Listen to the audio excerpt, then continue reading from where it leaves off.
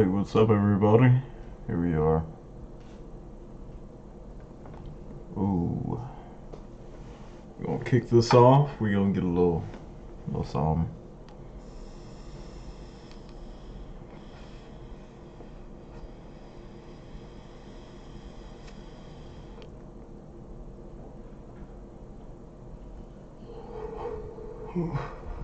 Oh shit. I was trying to play that off. I was trying too hard.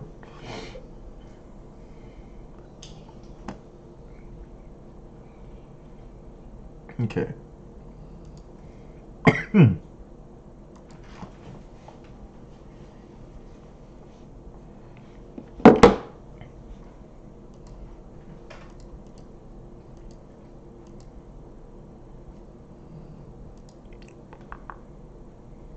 Okay.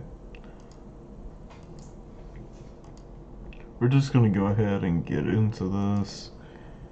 We're just kind of hanging out right now, so yeah. Let's see.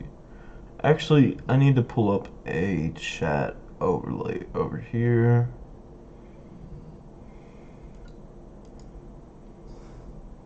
Okay.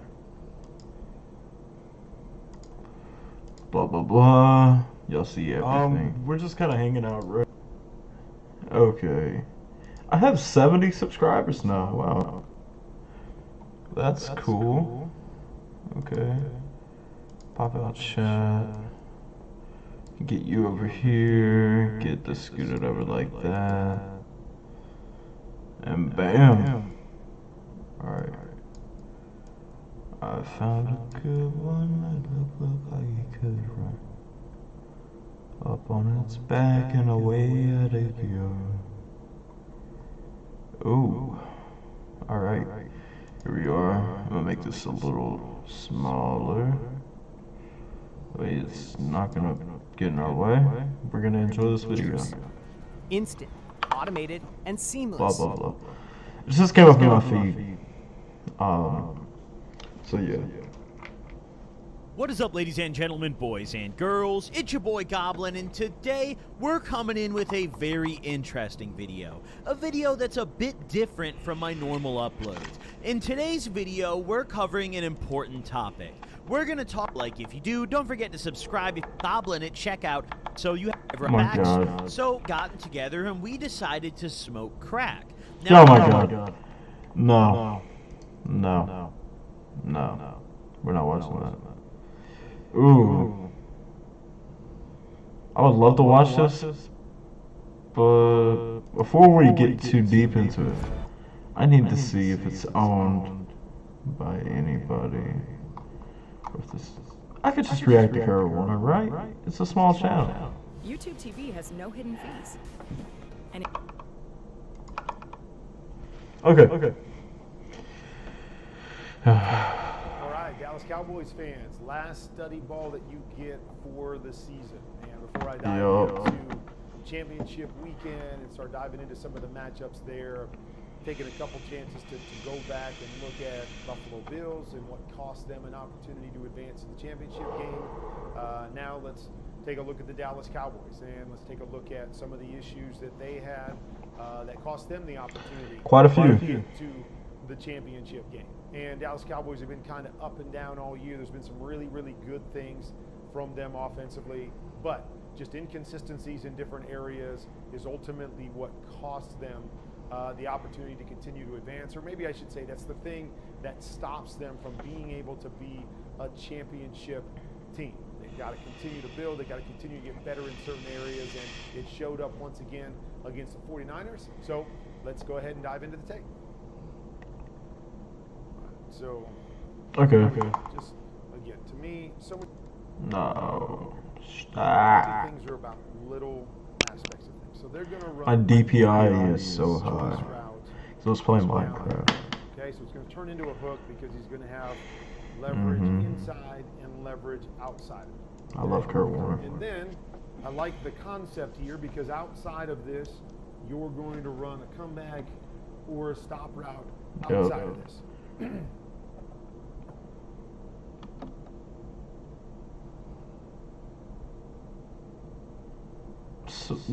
Wait. Are they in? Yeah, they're got to be in cover one. First play. All right, let it play through for you. But let's Right. go back, and here's what we're going to have. We're going to have a choice route over here. It's going to turn into a hook because San Francisco is going to drop down and have a guy inside and a guy outside. This guy's going to come up. Come back or a deep stop route. No, they're like cover like that three. concept to that side. On the other side, you're going to run a swing route, a return route, and then a corner or something out here. So this is more times than not a pure progression throw, and what I mean by that is because you have a return coming from the top side, you're really telling the quarterback, hey, I want you to read to the bottom first, and then by the time you get done reading to the bottom, you come to the top, and this guy will be on his return and coming back in. So it's not really pick a side, it's more start on the bottom and then work your way to the top, okay? And I don't mind this concept to the bottom, okay? So I love this. We used to run this all the time. All right, he's making his progressions. And come back, okay? And here's why I like it, because for me, he's going to look at the top guy, and by the time he gets to the bottom guy, he's already going to be making his little comeback on his route. So that's cool. All right. All I'm going to do is I'm going to read this outside defender. Okay, so if this outside defender gets depth and width, I'm going to be ready to hit this hook right inside of him. If that defender does not do that, and he stays and holds down underneath, then I'm going to let him cover the choice, and I'm going to come right back to this comeback on the outside. So watch how this plays out. See it? See the squeeze? Okay? And here's your throw back to the outside. Now again, details. Why is the tight end running inside? Why does he turn inside? Okay? Again, it's a little thing, but why does he turn inside? All my bodies and everything else are inside. So if I've got to throw this as a quarterback and you're turning back to the inside, it just makes it a little bit harder because I've got to leave the ball further inside and I've got to throw over the top of these guys a little bit more.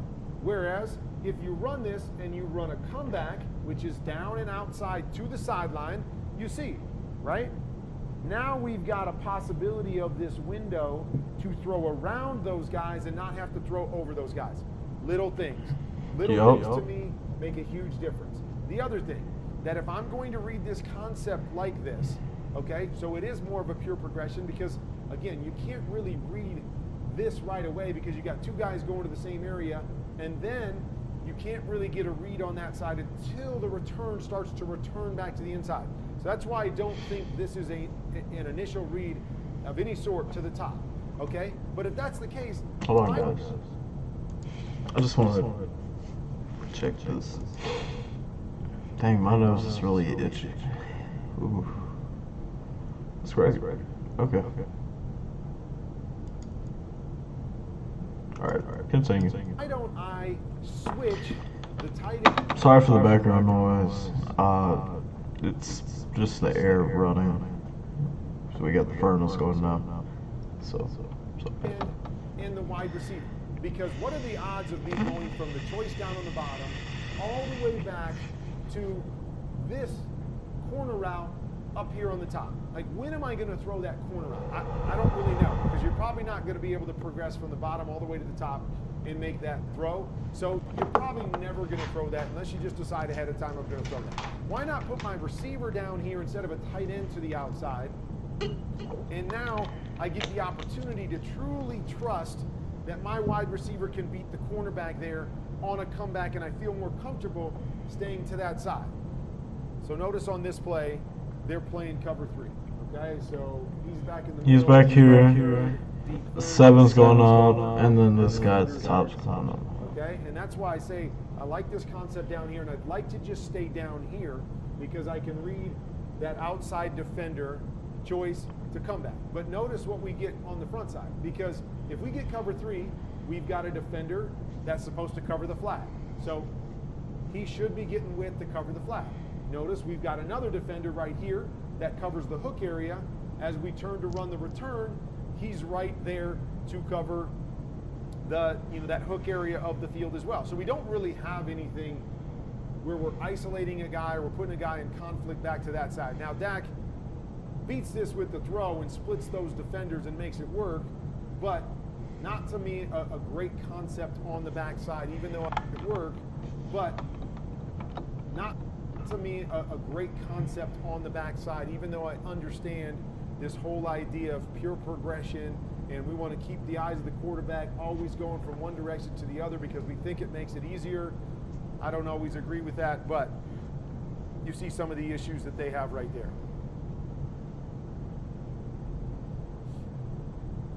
Honestly, it's something I have to say. And it's kind of hard to say as a Dallas fan. But I feel like Jalen Hurts, honestly, is a better quarterback than Dak Prescott, especially right now. And, you know, we always, like, made jokes about the Eagles, but, you know, it's better than us. So it could be that Dak's just at that point, he ain't gonna come back. So. Alright. That made no sense. But. Alright, so on this particular play, we're going to run a shallow route here. Again, we're going to run a stop route out here. We've got an in with Schultz, and then what I call an influence post to the inside. So, always got to ask ourselves again, you know, and again, I don't know how these things are taught. I don't like the pure progression because I think every play, if you've got a good play, has different guys that should be primary based on the coverage that you see. So, San Francisco is playing basically a quarters look to the front side. Looks like it could be a cover 2 look to the backside, you know, with this corner rolled up over here. But we've got quarters to the front side. Okay. So if I've got quarters to the front side, all right, got this influence. As soon as I see a safety sitting back to the backside, that thing's dead. So I am off of that right now. Okay. So now I've got quarters coverage. What do I expect to happen in quarters coverage? I expect this safety to stay inside of number 2. I expect that. That's what he's supposed to do. And based on the way that we're running this, that's what he's probably going to do right here, because we're not influencing that safety with this guy. We're letting him go to the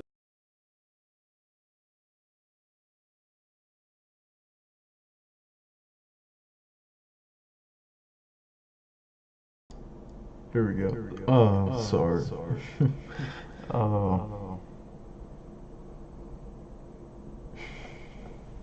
I'm sorry. Hold on. To the backside. So number 2 should be out leveraged by that safety every single time. Okay? So with that being said, what else do I have? I've got a stop out here. I've got a shallow coming here. So now I say to myself, because of the way we're running the other details of this, because of where they've got guys in position, my read should be this guy right here. Okay? If that guy stays tucked inside, go get your stop on the outside. If that guy pushes through to the stop, then recover to your shallow right here. Okay? So right here, everything I said pretty much happens, right? He goes to the backside safety. This safety.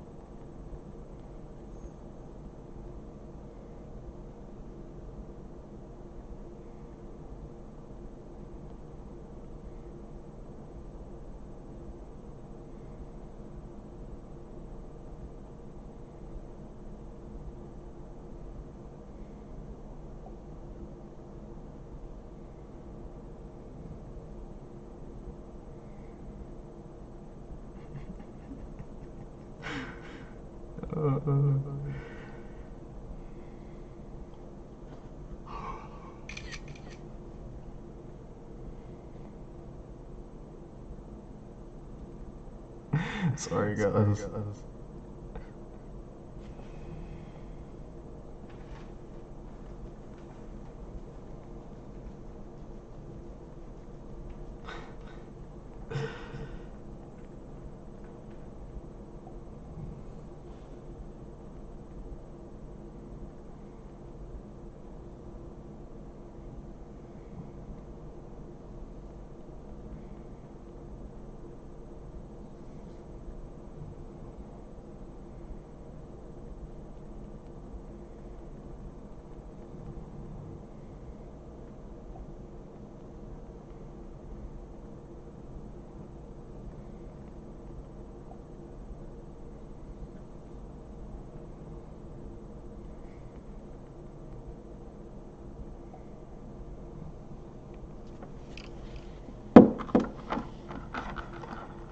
Okay, we're back. Drives inside of number 2, Right. and now we've got this guy isolated. Do you feel he's too wide to take away the stop? Okay, then replace to the shallow that's coming right here. Instead, we're trying to jam it in to that in as we step up. To me, I'm thinking to myself, right now, my eyes are out here. I'm trying to hit that, and I'm... Oh, nobody wants to watch questions. Oh, no. Honestly, though, we're just hanging out. Who's this? Oh. Wait, is that the dude from Breaking Bad? No.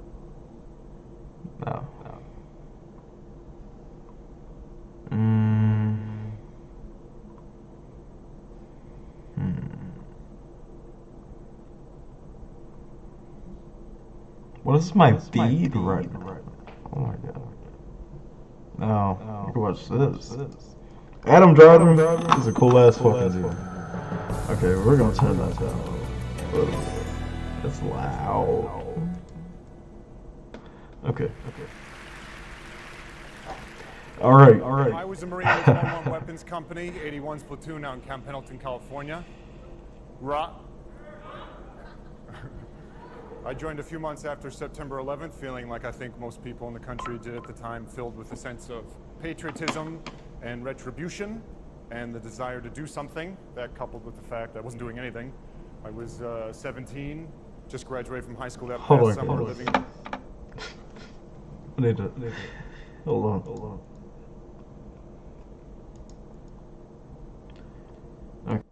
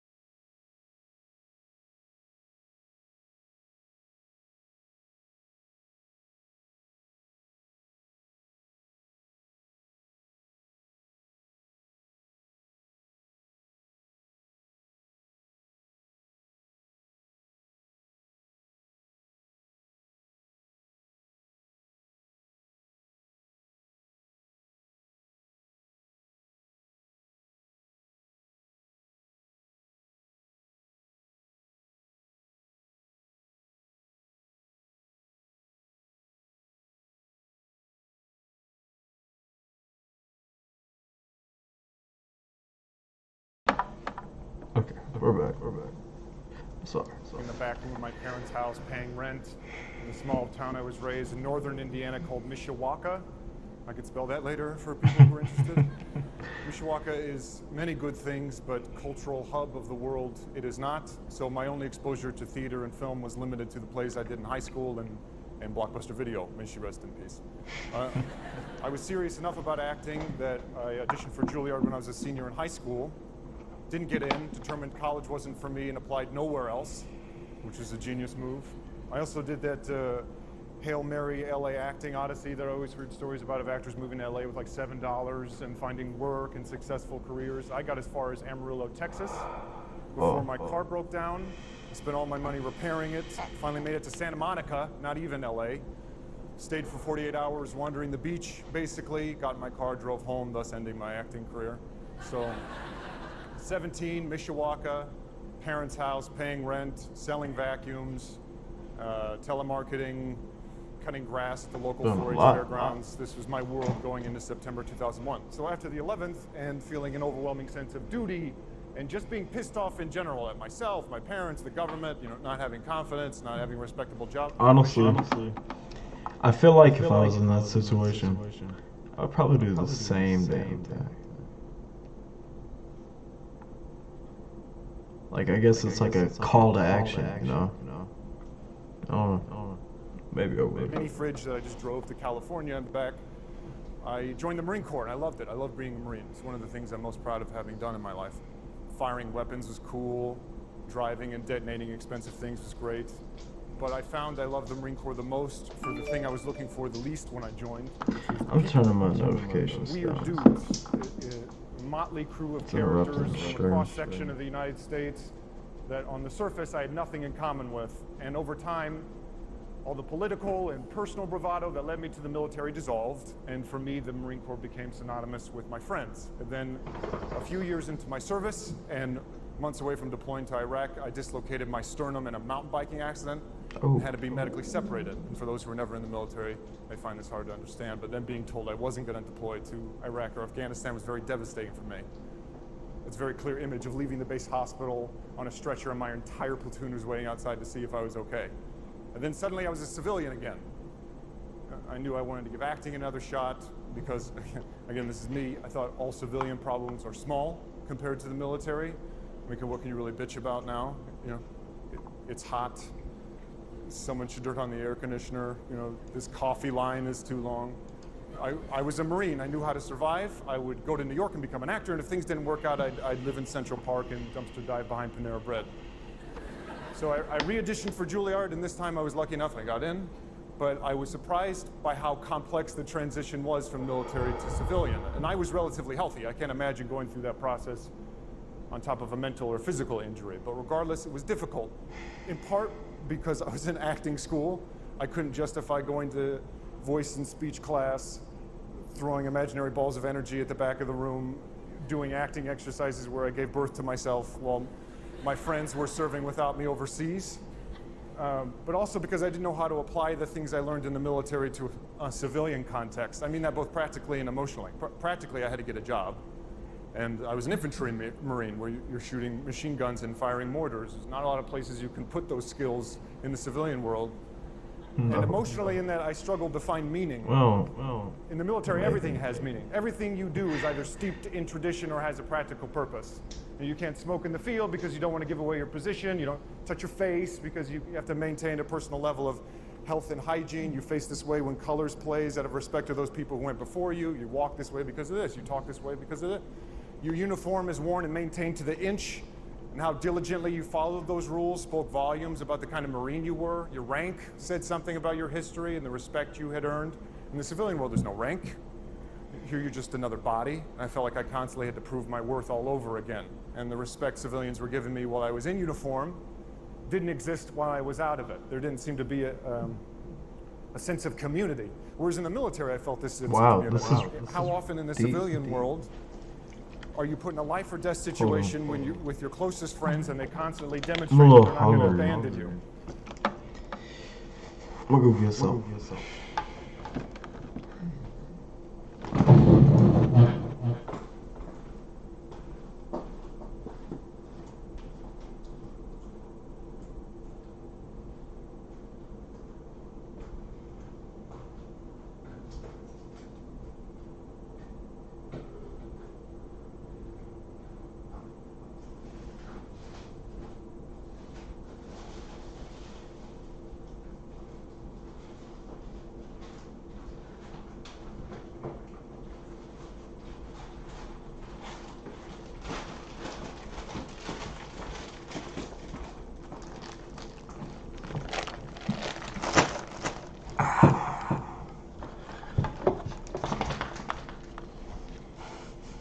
I found something to feed the fat out. Oh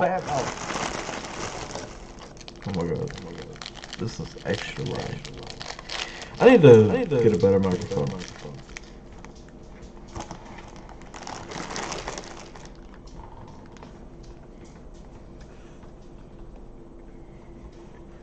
Actually, I'll try this out.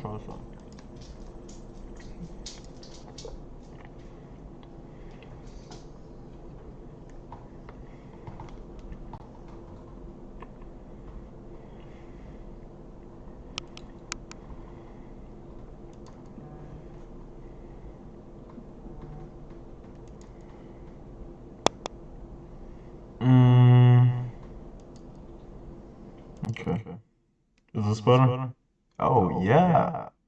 Oh my God, yeah. Okay. This is great. We'll do that to this one too.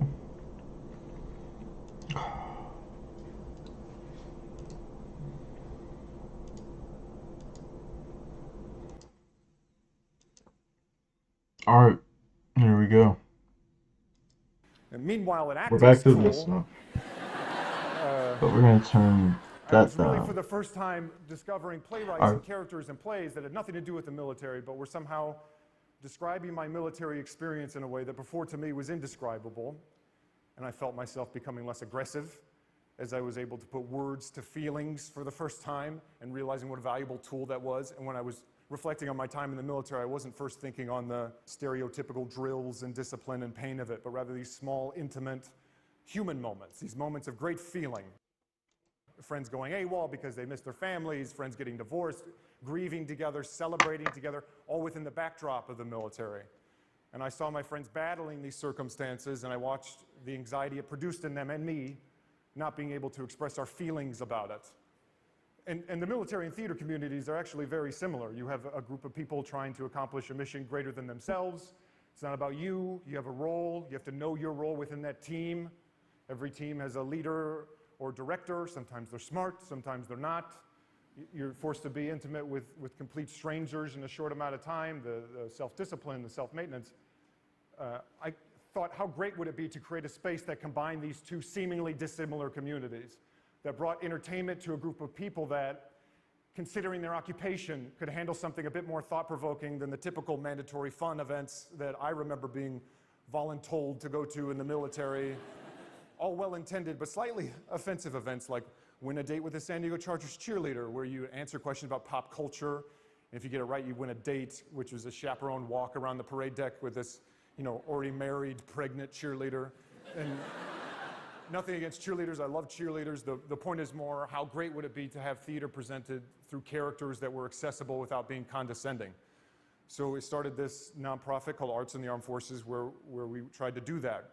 Tried to join these two seemingly dissimilar communities. We pick a play or select monologues from contemporary American plays that are diverse in age and race, like a military audiences, grab a group of incredible theater-trained actors, arm them with incredible material, keep production value as minimal as possible, no sets, no costumes, no lights, just reading it, to throw all the emphasis on the language, and to show that theater can be created at any setting. It's a powerful thing, getting in a room with complete strangers and reminding ourselves of our humanity, and that self-expression is just as valuable a tool as a rifle on your shoulder. And for an organization like the military that prides itself on having acronyms for acronyms can get lost in the sauce when it comes to explaining a collective experience. And I can think of no better community to arm with a new means of self-expression than those protecting our country. So we've gone all over the United States and the world, from Walter Reed in Bethesda, Maryland, to Camp Pendleton, to Camp Arif Jan in Kuwait, to USAG Bavaria, on and off Broadway theaters in New York. And for the performing artists we bring, it's a window into a culture that they otherwise would not have had exposure to. And for the military, it's the exact same. And in doing this for the past 6 years, I'm always reminded that acting is many things. It's a craft, it's a political act, it's a business, it's whatever adjective I guess is most applicable to you, but it's also a service. I didn't get to finish mine. So whenever I get to be of service to this ultimate service industry, the military, for me, again, there's not many things better than that. Thank you.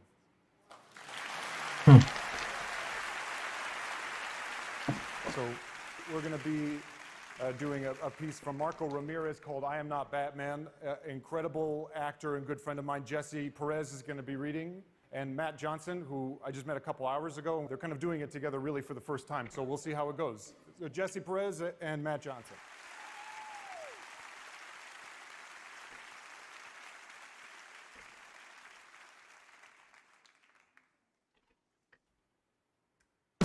It's the middle of the night and the sky is glowing like mad radioactive red. And if you squint, you can maybe see the moon through a thick layer of cigarette smoke and airplane exhaust that covers the whole city like a mosquito net that won't let the angels in. And if you look up high enough, you could see me standing on the edge of an 87-story building. And up there, a place for gargoyles and broken clock towers that have stayed still and dead for maybe like 100 years. Up there is me. And I'm freaking Batman. And I got Batmobiles and Batarangs and freaking Bat caves like for real. And all it takes is a broom closet or a back room or a fire escape, and Danny's hand-me-down jeans are gone. And my navy blue polo shirt, the one that looks kind of good on me but has that hole on it near the butt from when it got snagged on the chain link fence behind Arturo's, but it isn't even a big deal because I tucked that part in and it's like all good. That blue polo shirt, it's gone too. And I get like transformational. And nobody pulls out a belt and whips Batman for talking back or for not talking back. And nobody calls Batman simple or stupid or skinny. And nobody fires Batman's brother from the Eastern Taxi Company because they was making cutbacks neither. Because they got nothing but respect. And not like afraid respect, just like respect. Because nobody's afraid of you. Because Batman doesn't mean nobody no harm. Ever. Because all Batman really wants to do is save people and maybe pay Abuela's bills one day and die happy and maybe get like mad famous, for real. Oh, and kill the Joker. Tonight, like most nights, I'm all alone and I'm watching and I'm waiting like an eagle or like a, like an eagle. And my cape is flapping in the wind because it's freaking long, and my pointy ears are on, and that mask that covers like half my face is on too, and I got like bulletproof stuff all in my chest so no one can hurt me, and nobody is gonna come between Batman and justice. From where I am, I could hear everything. Somewhere in the city, there's an old lady picking styrofoam leftovers up out of a trash can, and she's putting a piece of sesame chicken someone spit out into her own mouth. Oh. And somewhere there's a doctor with a whack haircut in a black lab coat trying to find a cure for the diseases that are gonna make us all extinct for real one day. And somewhere there's a man in a janitor's uniform, stumbling home drunk and dizzy after spending half his paycheck on 40-ounce bottles of twist-off beer and the other half on a 4-hour visit to some lady's house on a street where the lights have all been shot out by people who'd rather do what they do in this city in the dark. And half a block away from Janitor Man, there's a group of good-for-nothings who don't know no better, waiting for Janitor Man with rusted bicycle chains and imitation Louisville sluggers, and if they don't find a scent on him, which they won't, they'll just pound at him till the muscles in their arms start burning, till there's no more teeth to crack out. But they don't count on me. They don't count on no dark night with the stomach full of grocery store brand macaroni and cheese and cut-up Vienna sausages. Because they'd rather believe I don't exist. And from 87 stories up, I could hear one of the good-for-nothing say, "Give me the cash," real fast like that, just, "Give me the fucking cash." And I see Janitor Man mumble something in drunk language and turn pale. And from 87 stories up, I could hear his stomach trying to hurl its way out of his dickies. So I swoop down like mad fast, and I'm like darkness, I'm like, swoosh. And I throw a Batarang at the one naked light bulb. And they're all like, "Whoa, motherfucker, who just turned out the lights? What's that over there? What? Give me what you got, old man. Did anybody hear that? Hear what? There ain't nothing. No, really, there ain't no bat." But then, one out of the 3 good-for-nothing gets it to the head. Bow! And number 2 swings blindly into the dark cape before him, but before his fist hits anything, I grab a trash can lid and right in the gut. And That's enough.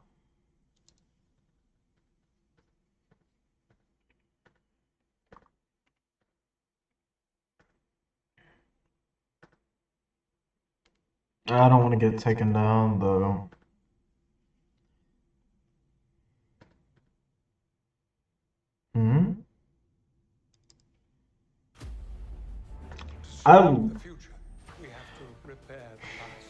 I think I missed something. Thank you to Squarespace for sponsoring. Many fans even preferring it to Raid, The Last Crusade reputation. Raiders of the Lost Ark. The Indiana Jones movies have sort of a weird reputation. Raiders of the Lost Ark is thought of as one of the greatest films ever made. The Last Crusade is often thought of in much a similar way, with many fans even preferring it to Raiders. But whether you're looking at the critics or the die-hard fans, Temple of Doom and Kingdom of the Crystal Skull are usually ranked as the lowest in the franchise. What? Some refuse. Temple of Doom is the best movie. What? What?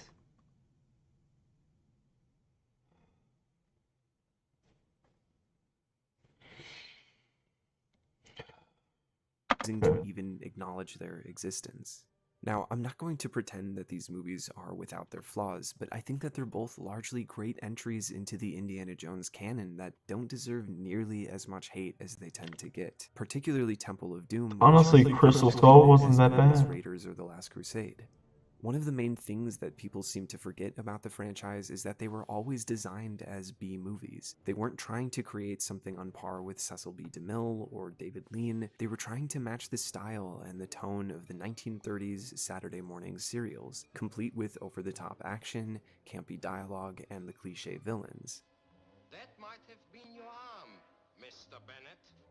They had no idea how acclaimed or influential Raiders would go on to become, inspiring a new mold of action hero with humor and vulnerability that stood in stark contrast to other action heroes of the 1980s, or that this cheesy form of escapist entertainment would one day completely dominate the box office. They just wanted to make a tribute to the fun action movies of their youth, but with a technical prowess yet unseen in the genre. And it did the trick. General audiences in 1981 had never seen anything like it before. It was such a good It became movie. the highest grossing film of that year, and even I wish we could watch it on stream right now. taking home 4 wins as well as 1 additional special achievement award for its sound design. All in all, not bad for a B movie. The same could not be said for Temple of Doom, however. It still turned a considerable profit and still took home an Oscar for visual effects, but critics and fans alike felt that it didn't live up to the hype. Where was Ryan, or Sala, or Marcus? Why was it all so dark and violent? They give you a time. Oh, people. Why? They tell you the year at the start of the movie. They tell you the year. They are establishing a timeline because Temple of Doom takes place before Raiders of the Lost Ark by like 3 or 4 years. Like, come on. It's such a good movie, man. It doesn't deserve the hate. It really doesn't. The racial stereotyping. First off, I'm honestly shocked by how many people have seen. Oh my god. To miss the fact that Temple of Doom is a prequel set 1 year before the events of Raiders. George Lucas explained the reason being that they didn't want to use the voices again. Okay. They wanted to follow a similar formula as Bond with a different leading lady in every picture. So setting the film before Raiders took care of all of that and allowed it to become its own entry in the Adventures of Indiana Jones, which was always the intention for the franchise. It wasn't like Star Wars with a grand overarching narrative. Yeah. It was supposed to feel like that's what made it cool. Serials of the 1930s, with our hero going on many different adventures. As far as it being too dark or too violent, that's actually one of my favorite things about Temple of Doom. I think it's such a bold choice that makes this chapter feel completely unique. God, that's such a good movie. And something you would never expect from a franchise like this today. In a world where every sequel tries to capitalize on the success of the first film by falling into fan service, I think it's great that they took such a unique direction for the film. It does get dark with black magic and child slavery and ritual sacrifice, but that only creates a more triumphant final act. And frankly, the final 40 minutes or so of Temple of Doom are arguably the best in the franchise. The liberation of the slaves, the conveyor belt fight with the voodoo doll, the minecart chase sequence, the rope bridge, pure Indiana Jones action at its absolute finest.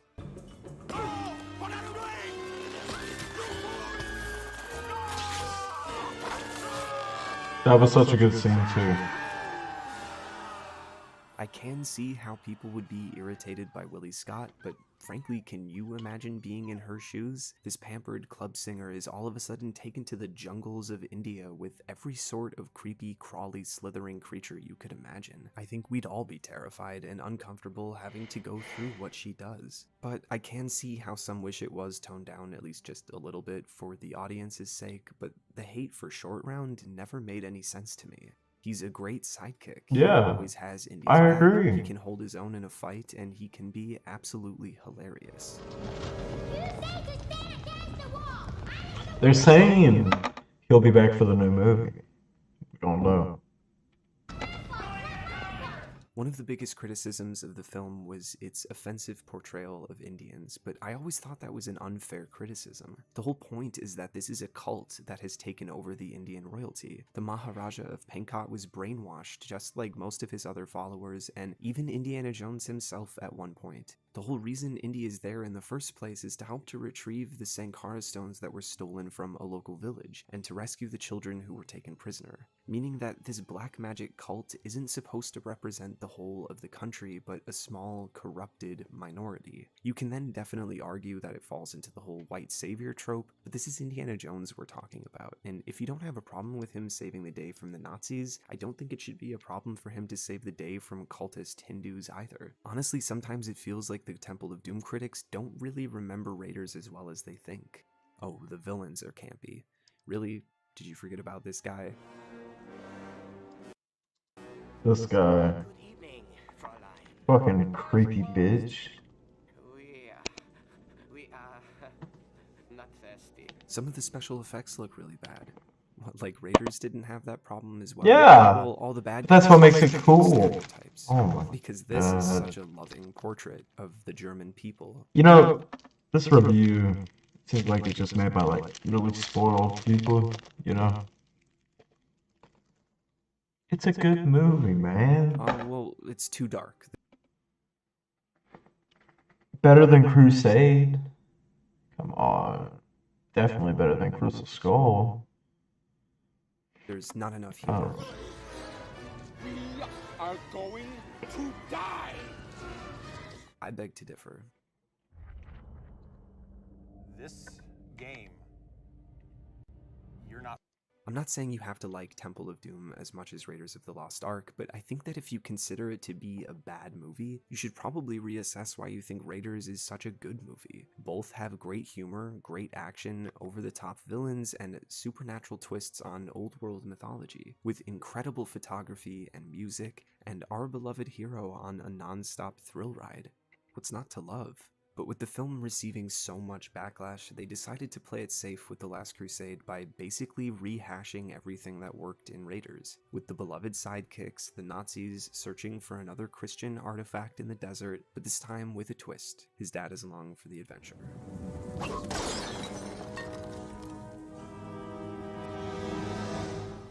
Junior! Junior? Yes, sir.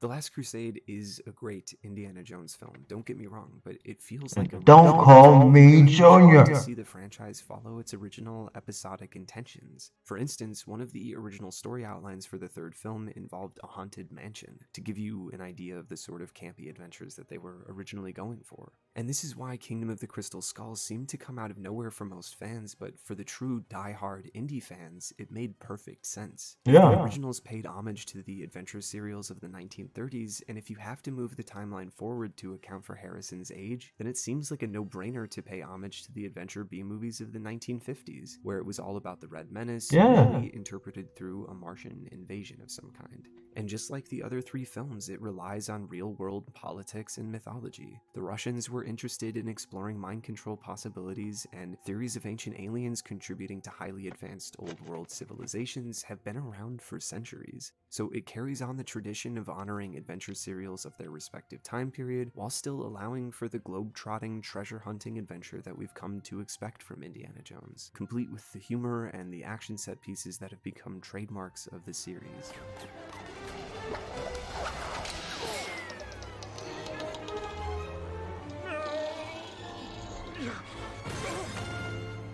Damn, I thought that was closer.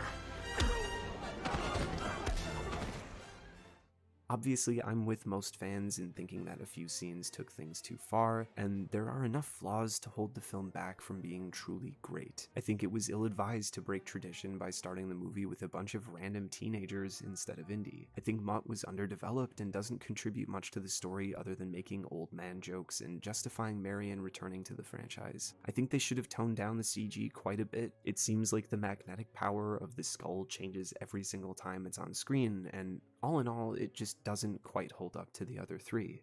But in spite of all of that, I still think it's a really fun movie. Many of the action set pieces were incredibly satisfying. I found a lot of the humor to be thoroughly enjoyable. I loved most of the new characters they introduced, and Harrison Ford is undeniably excellent, as always, despite his old age. And it still feels like it has all of the staples that made the other three films so great. I definitely think it's the weakest of the four, but to be fair, that's some pretty stiff competition. That is When true. the series was in hibernation for 20 years, it's only natural for it to suffer from all of that time waiting.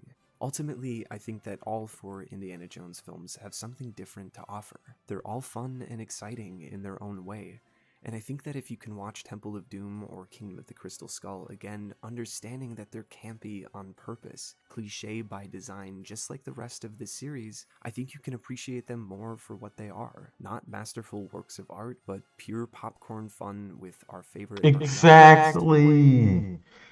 This video was sponsored by Squarespace. If you're looking to build your... Exactly.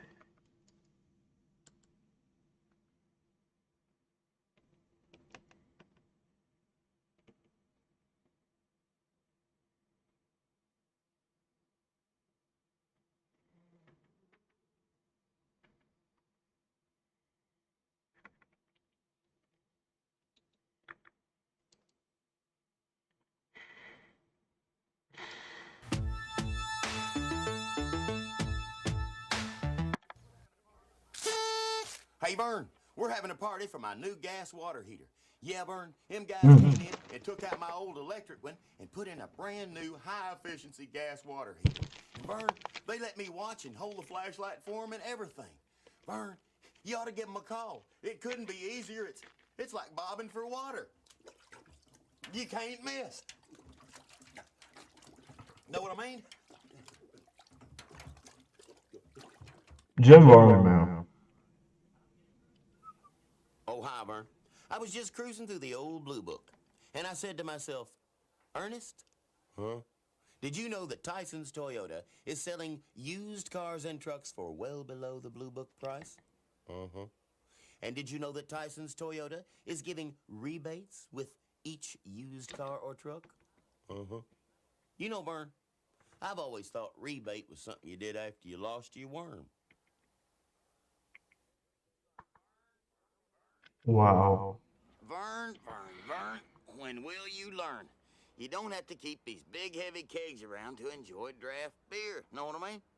Vern, Pacific Draft Beer comes in cans. We are talking can-do. Know what I mean? Tell you what, Vern, give me one of them Pacific Draft Beers, and I'll get rid of this whole keg for you. They're safer, too. Oh.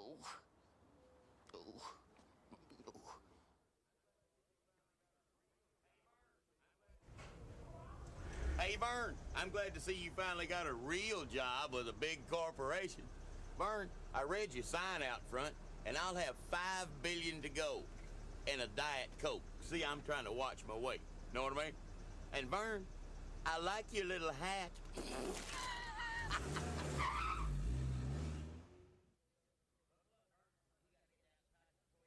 Buckle up, Vern. We got to get down to Tyson's Toyota for the big 500 sale. Yep, that's right, Vern. Them boys at Tyson's Toyota are out to set the record. Forget the profit. They just want their names in the books. 300 cars, 200 trucks. Come on, Vern. We got to get going. The Tyson's Toyota's big 500 sale. Here, Vern. Tighten a nut up on that roll bar.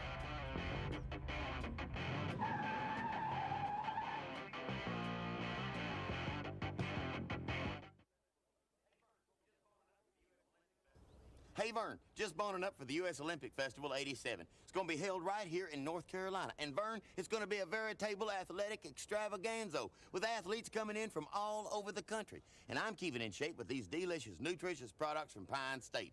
Got your milk, got your orange juice, got your cottage cheese. They're products, Vern, that'll make a winner out of you. And personally, Vern, I am going for the blue ribbon in fencing. On guard, thrust, parry, thrust. On guard again, how about you? Thrust. Hey, Vern, did you know that 90% of the Earth's surface is water, and 100% of that, Vern, is H2O? Know what I mean? But, Vern, it just don't taste right anymore. Ew! It's full of chemicals, and drain off, and nasties, and a whole bunch of stuff you'd rather not know about, much less swallow. Know what I mean? So, Vern, play it safe and get Trout Dairy's pure spring water. Vern, it's one time when it means everything to make sure you're getting nothing. Know what I mean?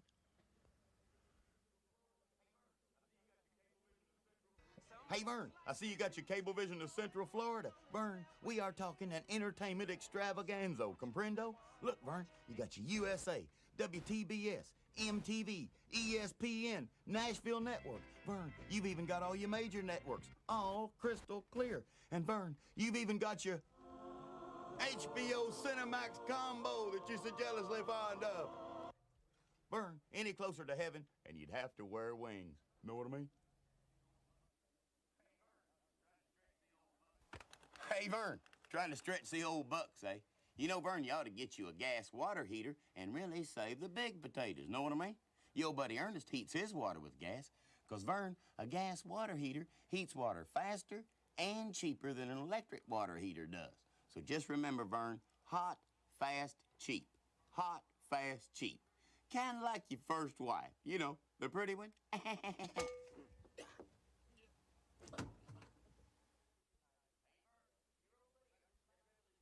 Hey, Vern, your old buddy Ernest has revolutionized the backyard picnic by combining Pacific Draft in cans with your gourmet foods like your hamburgers and your hot dogs and your corn on your cob.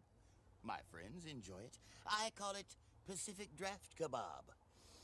Ah, Draft Kebab. And for your formal occasions, Vern, Draft Roberts. Gas furnaces, Vern. And it's important, too, because it's a safety feature. Know what I mean? See, Vern, a furnace needs oxygen to burn. And if it doesn't have enough oxygen, what? Your canary will be barfing all over his cage. Know what I mean?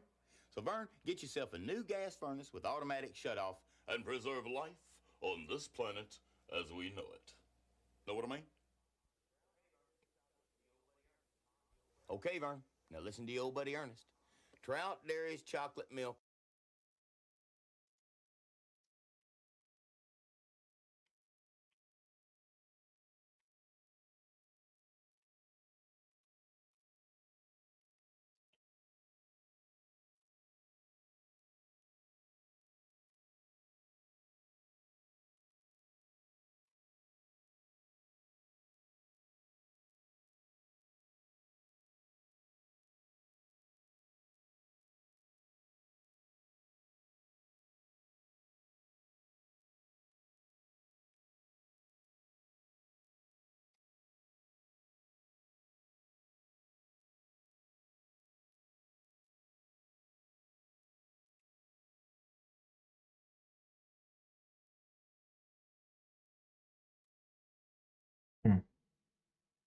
Well, guys, we're gonna call it a night.